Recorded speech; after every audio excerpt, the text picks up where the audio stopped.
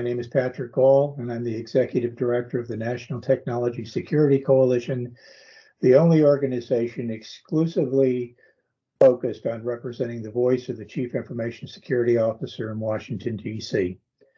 Today, we're going to explore a new book, Navigating the Cybersecurity Career Path, authored by Helen Patton, a member of the CISO Advisory team. Helen is also the former Chief Information Security Officer for The Ohio State University, as well as a former NTSC board member. And we are delighted to welcome Helen to today's program. Joining Helen today is Larry Williams, the President and CEO of the Technology Association of Georgia, as well as the President of the NTSC. And for those of you who may not be familiar with the Technology Association of Georgia, it is the largest state technology association in North America with over 34,000 members. So we'd love to welcome Larry today as well. Quick housekeeping note, we will be setting aside a little time at the end of the session for Q&A. So if you have a question, please enter it into the chat function or raise your hand when we get ready to do the Q&A. Helen and Larry, I am delighted to welcome you both to this fireside chat, and we look forward to hearing more about your book, Helen, and your journey in writing it. Larry, over to you. Well, thank you, Patrick. Thank you so much for that kind introduction. Hi, Helen. How are you? I'm fine, Larry. It's nice to see you again. Good to see you as well. Well, thank you so much for joining us. As Patrick mentioned, you've got a book that I think is starting to be released, and I want to learn more about that. We're going to talk about that and how people can get it at the end of this chat. But Navigating Cybersecurity Career Path. Wow, the demand for cybersecurity experts at all levels is extremely, extremely strong. But the stakes are also high for all of our companies and all the sectors that need it. So I really want to discuss how we prepare the next generation of experts for cybersecurity. So Helen, to start out, why don't you tell us a little bit about yourself and what inspired you to write this book?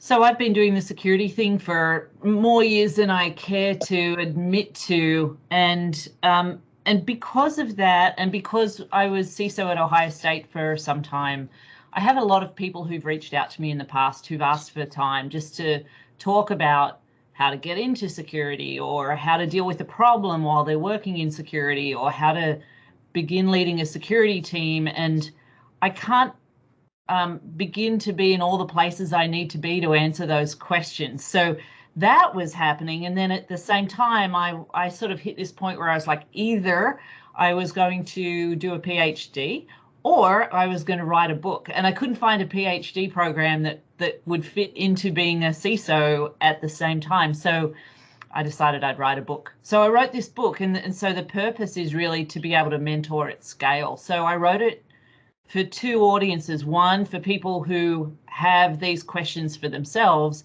but also for people who are mentors for other people who are also being asked to field these questions. So what I did was write the book based on questions that I got often, and tried to answer those questions as best I could. And I will tell you, I finished writing the book about 6 months ago, I suppose. It's taken that long for the publishing process to go through.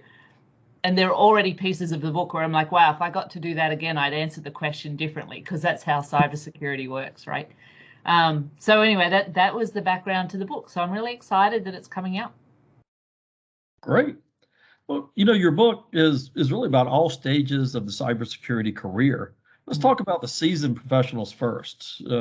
This is a dynamic industry, as you just mentioned. You're already ready for your second edition, and it evolves rapidly. So how does even the most experienced CISO stay current and competitive?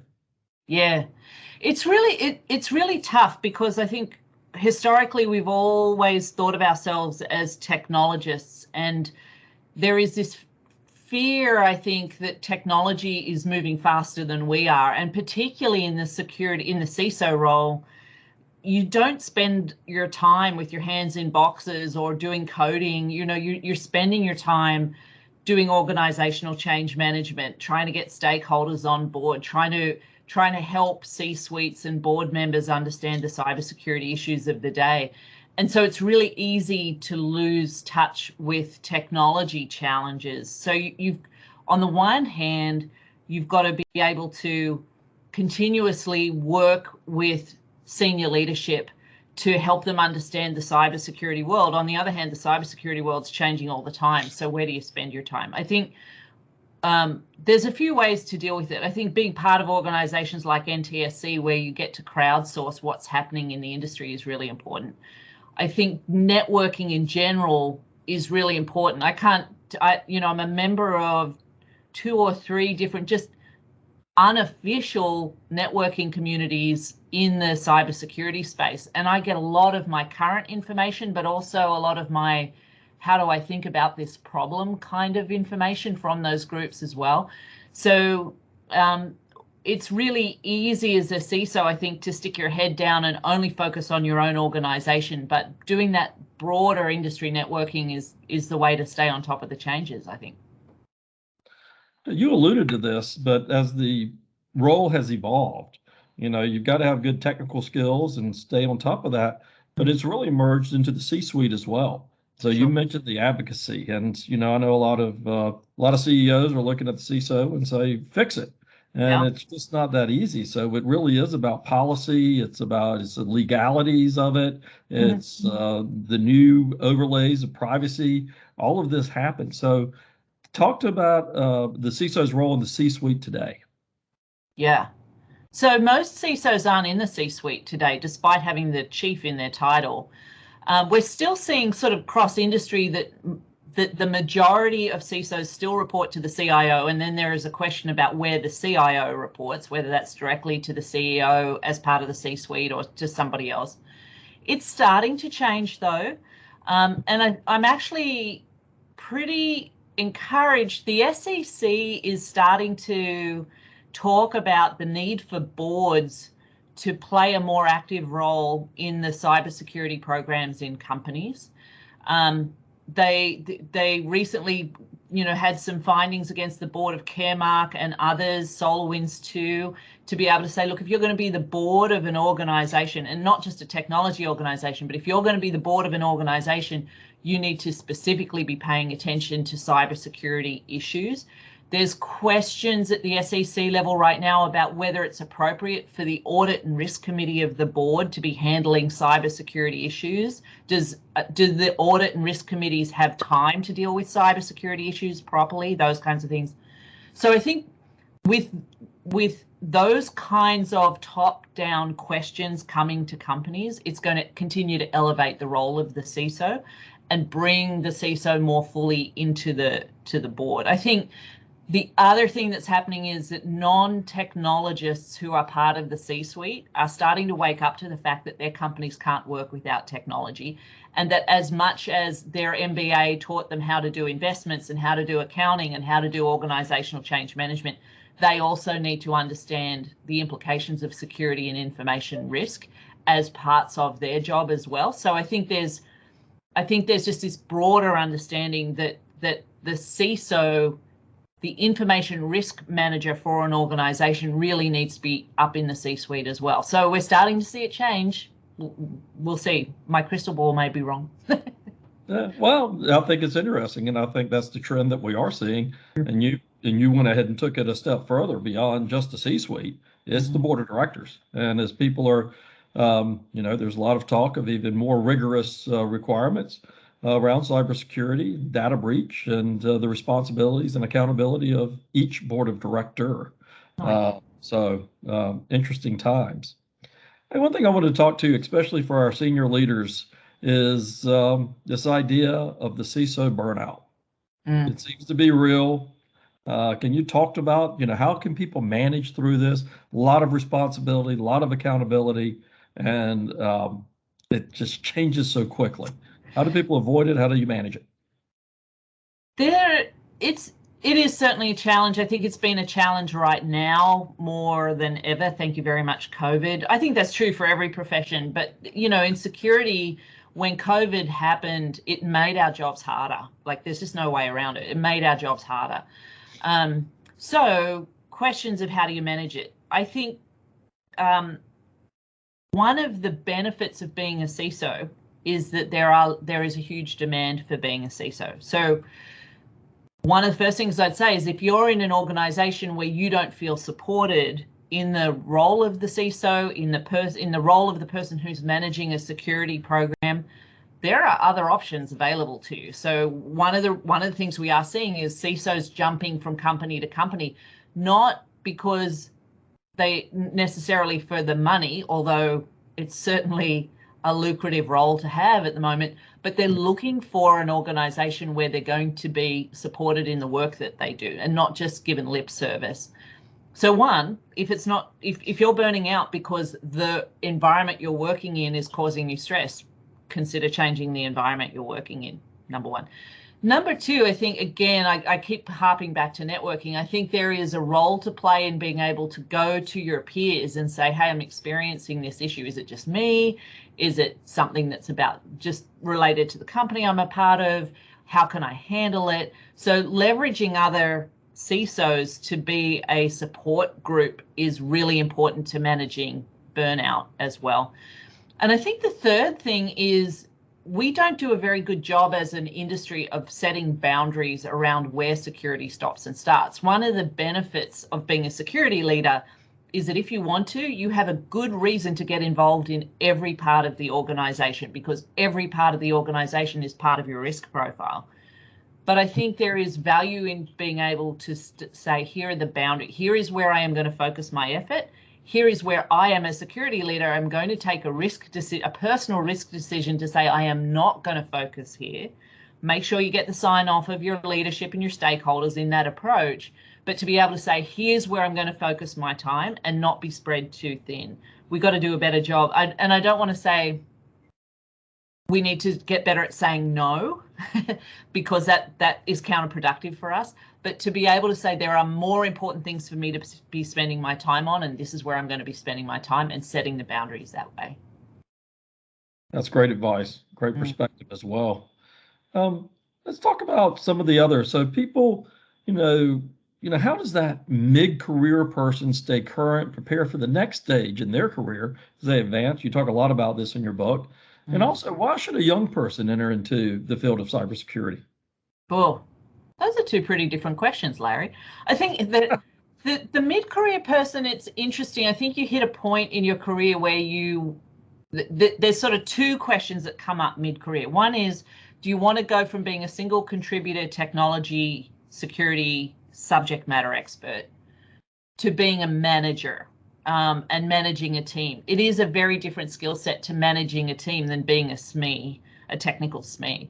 So this question of, is my upward career trajectory tied to managing a team of people? For a lot of people it is, but it doesn't have to be. And one of the missions I'm on, if you will, is to be able to say there should be career paths for technical experts, not just people who gather more people around them. Like size of organization is not an indicator of expertise or seniority. So there's this question of, am I a SME or am I a manager?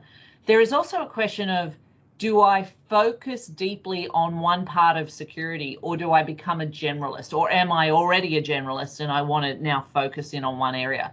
If you work for a really big company, you're probably focusing on a certain area, identity, encryption, operations, whatever. If you're in a smaller organization, you may have the opportunity to be more of a generalist and do a little bit of everything.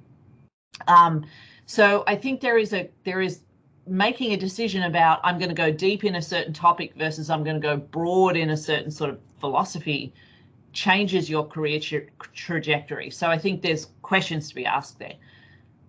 Which leads me to, why should a young person join a security team? I think security is a really big field. When I talk to college grads, they'll say, Helen, I want to be in security. And I'm like, well, what does that mean to you? And they're like, I hadn't thought about it that way. It was like, go away and think about it, because it could be coding, it could be pen testing, it could be IoT security, it could be ICS scale. Like the profession is really broad. So the opportunity for a young person is, if you get into security, one, you've got job security for the rest of your life, because security is going to be a thing for forever. But two, you can align what you're passionate about to a piece of security and have an opportunity to work there. So it's not a limited field if you decide to get into it. And that, I think, is the benefit for people thinking about security. Yeah, and I think it's interesting because, obviously when we talk about cybersecurity CISOs, we think of the technical track, that career path that got them there, and then the expansion. But this field is getting so broad. There's, now it's a track within insurance, it's a track within our legal profession. And so all of the aspects are extremely, extremely important. Yeah. So what would you say to inspire a young, someone who's thinking about what they're going to study and what career path they want to pursue? I encourage people to start where they are, right? So what kinds of things are important to them? What kinds of things do they like to do? I find a lot of the security people I've worked with over the years didn't come from strictly a technology background, but they leveraged whatever they had: music, art, politics, whatever. They've leveraged that into being able to work in the cybersecurity field. I think I want to be really careful. I think because we've had a shortage of people, the industry writ large has tried to make it more inclusive by saying, you don't have to be really technical to work in security. And I think that's true. You don't have to be a tech geek to be a good security person. It's a very big tent of work that needs to be done. To your point, law, policy, other things. However, it is at its core a technology thing. It's a business problem, but it's with a technology solution. And sometimes the cause of the business problem is technology. So I don't think you can be working in cybersecurity and not understand technology. But what do we mean by being technical or understanding technology? It doesn't mean that you have to be a coder or a programmer or this or that. Now, there are parts of security where absolutely you do have to be. But business analysts, project managers, product managers, lawyers, compliance officers all have a role to play here too, but they've got to understand how technology and people work together, because it's where people and tech come together that we have most of our risk, actually. So yeah, can you tell I've got a soapbox moment going on with that? I don't like it when people say, don't worry, you don't have to be too technical, because I think it's downplaying that this is a technical field, but that's not what you have to be doing day to day either. Yeah, that's interesting. The other challenge that we have is getting minorities and women involved and inspired in this. I think I shared with you in a chat before. I dug into it and found out that, I think on average we have about 6% of CISOs are women in the country. When I dug into the Fortune 1000, it's 2.6. That's 26 women that are CISOs of Fortune 1000 companies. How do we get the message that these are great careers that are accessible to people, and people can have be high performers in great careers, not just a job, but a great pathway where they can really grow and contribute? I think the messaging is actually already out there, Larry. I think, if you go looking for it, the messaging is there to be found, and the support structures are there to be found. The question is, are people going to go looking for it? And when they initially look, do they see representatives of themselves in the spaces that they want to be in? That's one. I think the other problem is I think there's actually more diversity coming in at the bottom of the pipeline, but we're losing diversity from the existing people who are working in security. So, we're seeing women may start, but then they leave. Black people may start and then they leave because they're not being supported. So I think we also need to look at our current processes within the security communities and see if those are as inclusive and equitable as they can possibly be. So I think we're doing a better job of attracting people. I think we could be doing a better job of keeping people. And I think we need to be bringing people into the security function that may have experience in other areas, but not be lifelong security people. I think you can bring people in from adjacent professions and adjacent functions and bring them in and add to the diversity, not only of the visual diversity, but diversity of thought and other things that need to really come into the profession. So more work to be done there. Yeah, it is a good segue, and I think about it a lot because I personally consider these careers very exciting because they are dynamic, and they're also by nature they're global. So how important do you think it is to have a knowledge of the global environment, especially around, geography? We know where a lot of the major threats are coming from in the world, the politics, the policy, the socioeconomics around the countries where a lot of these cyber threats are originating and the culture around those. How important is that multidimensional perspective? I think it depends on the organization you're trying to serve. If you're dealing with a small organization who sits in the Midwest, it's important to understand sort of perhaps what's happening internationally, because the fact that you have an internet presence as a company makes you a target of people from other countries, right? I get that.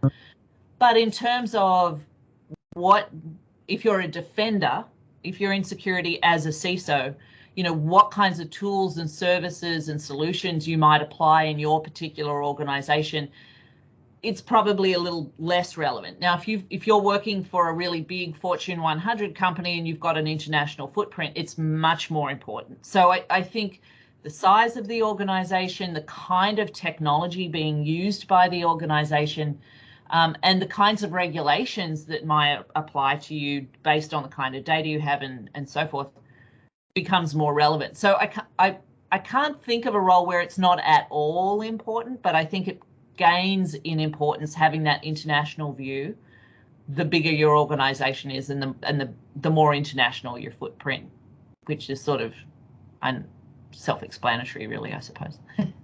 Yeah, but it is an interesting aspect because we do have to think about the motivations that are coming. But I agree, it is the size of the organization and the footprint that you're trying to defend. Yeah. So what do you think about the requirements for the job? Do all jobs in cybersecurity require a 4-year degree? No, none of them do. And I know that that's potentially not popular as somebody who used to work for a university. One of the things that I'm really frustrated with, we talk about there not being enough talent in security, this workforce shortage. I think there are benefits to having a 4-year degree, but is it required? Absolutely not. And I think as hiring managers, we have to think about what are the skills we need to buy from the market versus what are the skills or experiences we're willing and able to train on the job. If you are part of a company where there isn't a very big security team, you don't have a lot of security depth of knowledge already in your team, you are going to have to buy that from the market. Does buying that from the market mean a 4-year degree? No, not necessarily. You could buy someone with experience who's worked in the cybersecurity field without a degree and get as much, if not more, benefit from that resource. On the other hand, if you're part of a larger organization that has a security team, you can take those people under your wing, you can train them on the job. Again, you don't need a 4-year degree for that. So the question is, what does a 4-year degree get you? It gets you somebody who's had the tenacity to do a 4-year degree. It gets you somebody who maybe has more learning under their belt than just somebody with a boot camp, for example. If that's important to you, then go ask for a 4-year degree. But I can't think of a security job that on paper requires it. And even when I was the CISO at Ohio State, we would ask for a 4-year degree because we're a university, of course, we ask for that, or equivalent experience. And then it was really up to us as we considered a candidate whether their experience aligned to what we were looking for. So I'm not a big fan of 4-year degrees, to be honest. As the ultimate anyway. Well, Yeah. What are the most important, certifications? What would people look like at certifications that are important to them? Can you tell I'm really down on all sorts of formal education? I actually don't think there's a certification that thou must have either. I think certifications can be good as indicators to hiring managers that the candidate has some level of knowledge. But there are many certifications out there. There's everything from the very general CISSP certification that you get through ISC squared, which is really great for sort of mid-level career people. I know there's a lot of hiring managers who will look for a CISSP, for example, as a differentiator between somebody who has a degree and somebody who doesn't. On the other hand, you know, if you're looking to be a CISO at a Fortune 100 company, I can't think of a certification that you would absolutely need for that either. I would expect that by the time you got to the point where you were applying for that kind of role, you've got enough job experience under your belt that you don't need a certification to prove that out. That's not going to get you there either. So where does certifications fit? I think it can be looking at what goes into a certification can be a great way of just building your general knowledge and skills, whether or not you sit the exam, whether or not you've got the domain experience or not, being able to say, okay, I want to be a certified ethical hacker, or I want to be a CISSP. What are people asking for in terms of certifications? Do I have that knowledge? Do I have that experience? So it can help you sort of write your career roadmap to know what's in those certifications. I think it can open up a community of people who've also done that certification. So it can help with your networking to have a certification. But again, through the lens of, do you need a certification to do a job? No, you don't. But there are other benefits to a certification, but that's not one, I don't think. So certainly getting started in a career, certain things, certain of basic trainings, perspective, and being able to demonstrate an aptitude, and then because then you have to start to build that practical experience, right? That's right. That's good. Yeah. Hey, I got one more question, then I want to move to some of these questions that we're getting in the chat, which are great. But you know, again, something that's exciting to me is, like a lot of jobs, these jobs are in all sectors. They're in, you know, this private sector, whether you be a vendor, you know, a vendor of cybersecurity solutions that, you know, they sit around all day and think about what they can do and the tools that they can provide, or if you're a large enterprise. But these are challenges with government agencies, with academic organizations, the defense industry, intelligence, counterintelligence. How should one navigate all of these opportunities to participate in cybersecurity? I still go back to understanding yourself in terms of what you value and what you know, what kind of company you like to work in. Probably more than that. There are some people who are attracted to cybersecurity because they really see it as a service function, right? They see it as giving to the greater good, particularly as I've dealt with folks who come out of the military, for example. There is definitely this service element to the work they do in cybersecurity. People like that may want to go into the public sector and, you know, give their services to something sort of beyond perhaps a public company profit motive, perhaps. I know for myself, for example, I really enjoy working in very large organizations. Some people find the bureaucracy of very large organizations not to their liking. So I would start with where you are and think about, you know, what are the things you value? What are the industries that align to those values? What's the kind of culture of a company that you would like to work for, and look for those first. Now, once you're there, you may get distracted and diverted off to other kinds of companies. You might decide startups are your gig, or you might decide that you know, like I did, you went from financial services to higher education, and that's sort of where it went. But start with what is most meaningful to you, I think, is probably what I would recommend in that space. That's interesting. I should have added non-government organizations as well as part of that list.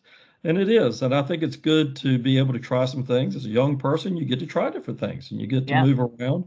And I think as you advance in your career, it's good to know where you are. I know, you know, some people, as you mentioned, are, you know, like being a part of a large enterprise where there's generally resources and things with a lot more resiliency.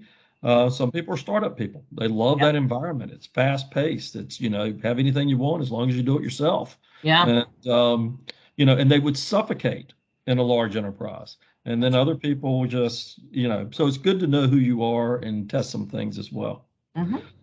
Let's go to some of these questions, Helen. I think we got some great ones, and I'll start up at the top, at least my top. You mentioned COVID and the challenge, and we know about the Great Resignation. So people are abandoning jobs nationally. Has the cyber field experienced this phenomenon? I don't have any data. So what I'm about to say is just Helen's sort of observation.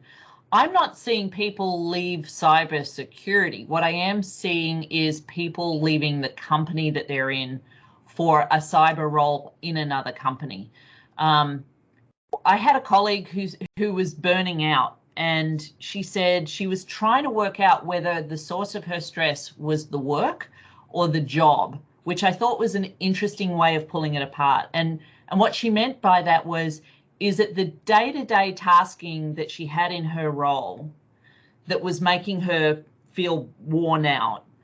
Or was it the environment in which she was working that was making her feel worn out? Because that would tell her if it was the day-to-day tasking, then it's time to do something different than that. Maybe she was a vulnerability management person and she was getting bored with that, and maybe she needed to go and do some security thing but not vulnerability management, and maybe she could do that in the same company she was in if that was the case. On the other hand, if it was the environment, maybe if she was a vulnerability management, maybe her option is to go and do vulnerability management but for someone else, right? So this question, what I'm seeing in terms of Great Resignation in cybersecurity is people making the choice to go work for a different company, or because of just availability, taking the opportunity to try something new. That's what I'm seeing more. Now, there are still all the societal things of being able to support childcare and issues around that I think we're all subject to. But in cybersecurity, I think there's just opportunity to try something new. And particularly with remote work, people who were doing security for organizations because that was the only organization in their geography now have way more opportunity than they used to. And so we're seeing those folks jump to different kinds of companies as well. Well, that's interesting. And I think it really leads to the next question about thoughts on moving from other career fields into security. And what current career fields might lend themselves better to that type of a transition. One of the things I talk about in the book is, if you're a hiring manager, you're trying to bring people in, look at roles that are adjacent to cybersecurity and see if you can bring people in from those fields and then train them up on the security specific things. So that could be anything from a compliance officer who might do compliance for some other kind of operational risk, but now you want to bring them into a GRC function in security. Or maybe a business analyst who's been doing, IT analysis work with just general software development could be really great at coming in and doing business analysis around identity management, for example, because it's one of those business aligned but security focused business analyst kinds of jobs. Project managers, finance managers, and getting them to get involved in third-party risk management as part of your purchasing process could be an example of that. Legal, of course, it sort of fits into those things. Software development, where they're just doing pure software development, but now let's bring them in and introduce them to pen testing. I think there's all of those kinds of adjacent functions that as hiring managers, we should be actively seeking those people out and then training them up on the security stuff on the side. Conversely, if you're in one of those functions today and you want to get into security, go talk to your security teams and say, how do I make that bridge? Introduce yourself, do that networking, right? I think it's a symbiotic relationship with those functions. That's where it starts first. Yeah, that makes a lot of sense. And also any other kind of mentors and people you can reach out depending on where you are, because there are a lot of people who'd love to talk to you about these types of jobs. Sure. What are some of the key personality indicators that you believe that position employees for success? Yeah. Actually, as I've thought about this more, I'm not sure this is unique to cybersecurity, but things like being curious about the world tends to lend itself to being a successful cybersecurity person. Being willing to work within teams is super important. I reject the term soft skills. I think they are professional skills. I think having emotional intelligence in terms of understanding why people do what they do, not just telling them what they must do, but understanding why and then adjusting cybersecurity things to that why is very important. I think being able to communicate well, both written and verbal, is an important skill for anybody in cybersecurity, certainly leadership, but I think even an entry-level person, if they're not able to communicate what they're trying to do, why they're trying to do it to other people, they're going to struggle a little bit. So I don't think there is a skill that you can't develop over time, though. There's not some inherent thing that makes a cyber person a good cyber person. I think it's all learnable. So the ability and the willingness to learn, I think, is the core skill there. Yeah, I think those are good skills for anybody getting into technology and other fields as well. Those are great traits. This is a great question I wrestle with a lot. How do you get the HR teams to understand the difference between talent and experience? Because it's not always the same. And I'm going to add a little component to that question. How do you get HR to take 4-year degree out of the job description? 4-year degree required out of the job description. It's really difficult. It is very difficult.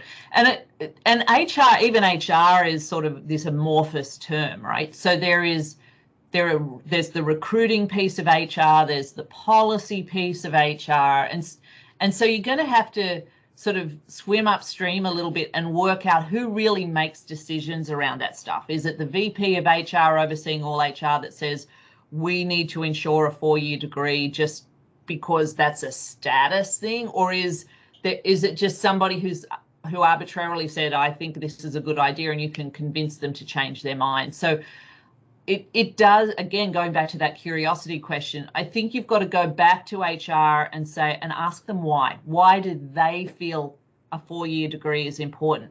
Why did they feel that having experience in this area is an important prerequisite to hiring someone versus training on the job? There may be a very good reason behind it. There may be a union reason behind it in terms of equity. And we can get into all kinds of philosophical arguments around that. But you've got to go to HR and ask their why around these questions as well.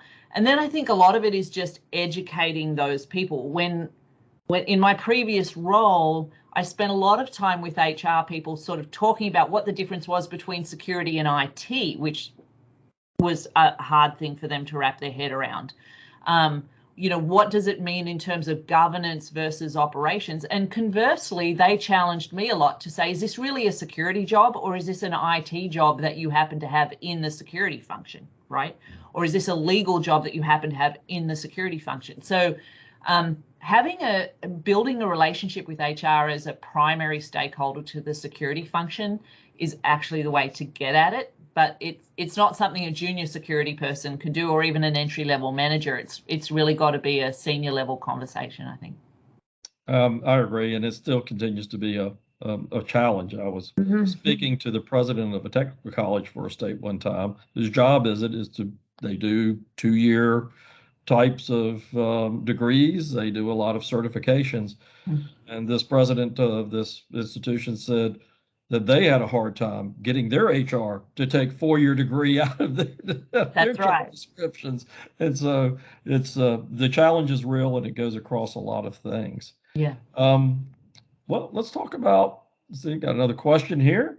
How are the relationships between organizations, like the chief privacy officer, the chief risk officer, and how have they changed over the past few years? And are they more aligned today, or are they still, in different silos? I think they're still siloed, but I do think they're more aligned as well, particularly the ones you mentioned, right? I think when I look at the role of the CISO, if I had a crystal ball, and someone can come back to me 10 years from now and tell me I got it completely wrong, but I think the roles of and the functions of data governance, privacy, security are getting closer and closer and closer. And I think ultimately you're going to see some executive role emerge that's going to be a combination of all of those things, particularly in knowledge-heavy industries. I think, in some verticals like manufacturing or aviation or those kinds of things, the relationship of security may move more to the physical side of the boat rather than the information side of the boat. But I think for most companies, privacy, data governance, security is actually going to get closer together, not further apart. And we're seeing that from a regulation perspective. It was interesting to me, you know, if you go back 5 years, all of the regulations were privacy focused, which meant the security programs were very focused on confidentiality as the primary control vectors. Now, thanks to ransomware, people are sort of waking up and going, it's not just about confidentiality, it's also about availability and integrity. And so we're seeing the regulations change, and as a result, we're seeing organizational structures in companies change as well. So we'll see where that heads. If the industry gets its arms around ransomware, then it might be something different in the future. But right now, I see all of those elements much tighter than they used to be. Great. Skip one more question, and I'll talk about the book a little bit. Mm-hmm. You know, what advice do you have for a young person thinking about the cyber field? You mentioned, you know, focusing deeply or broadly. You know, which approach do you recommend? I don't think there is one approach. I think the benefit of young people today, I'm so freaking old, Larry. One of the benefits of, say, high school. We made it. I did. Let's say high schoolers today is that there is more of a clear path to cybersecurity today than there was when you or I began, right? So when I began, there wasn't such thing as a cybersecurity degree. There wasn't such thing as cybersecurity internship. There wasn't any of this structure, and now there is. So if it's a young person, I would say put yourself, if you want to do cybersecurity, most young people don't, by the way, but if you want to do cybersecurity, put yourself on that formal path. So middle school, things like math, robotics, computer science, if your schools offer it. Actually, less than half of US high schools offer a computer science class in high school, by the way. So we've got some work to do there. If it's available to you, take it. If you're getting into college, as much as I said, you don't need a 4-year degree. 2-year colleges are great for cybersecurity. 4 years, even better if you want to go down that path. So put yourselves on those paths, and then see where it takes you after that. The kids these days, get off my lawn. Kids these days are going to have, you know, 10 to 20 jobs over the life of their career. Why not make at least one of them cybersecurity? Again, as a generalist, as a specialist, as a psychologist, as a lawyer, find a way to connect. It's going to help. Finance, CEO, all relative skills and knowledge. Above. Yes. So, great. Well, this has been a lot of fun, Helen. Well, let's talk about the book. I think, you know, your book, I think you've released it on Kindle. I think it's coming out. Tell us about that path and any other insights you'd like to share. So the book will ship from Amazon tomorrow in the United States. It's 2 to 3 months, depending on supply chain. As it turns out, book publishing is also suffering from supply chain slowdowns at the moment. So if you're in Europe or other places, it could be February, I think, before the book's available there. So Kindle now. Audio will come out also if you're an Audible person. That will come out, I think, in about 5 or 6 weeks as well. The process has been really interesting. There are a lot of books out there. So one of my other side hobbies, I'm on the committee for the Cybersecurity Canon, which is a group of cybersecurity people who go and do book reviews of cybersecurity books. If you go and look at the Cyber Canon, there are a number of cybersecurity books out there. There are a lot that deal with leadership, and there are a lot that deal with getting into cybersecurity. There aren't that many that cover sort of the entire career path. And so that's the need I was trying to fill on this one. And I'm sure I've got it wrong. I'm already getting some comments from people who've been reading the Kindle version going, I don't get what you mean in here. And so, yeah, there'll be another edition, I'm sure, in the future somewhere. That's the start of a great conversation and very relevant. And it's, like you said, it's dynamic. I think Ray Rothrock joined us for a while. He knows a little bit about some of these books as well. So, you know, Helen, it's a delight. Always good to see you. I'm glad you're doing well. And I think, Patrick, I'm going to turn this back over to you after this great conversation we had with Helen Patton and the great book that she's got out right now, Navigating the Cybersecurity Career Path. Yeah, I was just looking here. I think I've taken about 8 pages of notes, Helen. This just great content. We could do this for another hour, and I could come up with more questions. We didn't touch at all on policy, and maybe sometime we'll bring you back and have a conversation about some of the policy issues that are running around Washington right now. Thank you, Helen. Thank you, Larry. This has been an amazing session. For those who joined us today, thank you as well. We will be posting this on our website probably early next week once we've gone and edited the video. And with that, Larry, Helen, thank you very much. Have a lovely afternoon and best